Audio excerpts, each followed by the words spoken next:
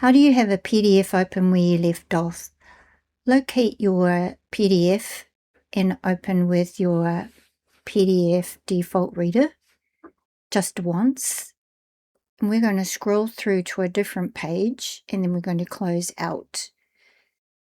Then we're going to open it again with the same PDF reader.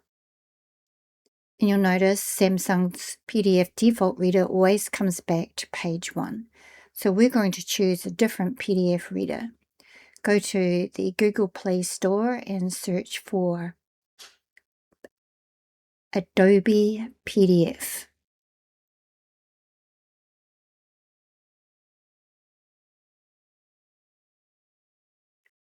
Select the free one and install. This time open the PDF with the Adobe one. You'll be asked to sign in.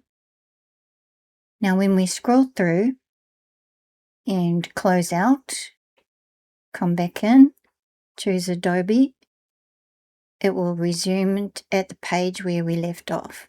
Now why is that?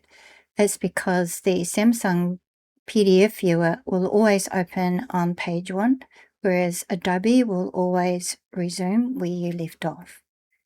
Thank you for watching.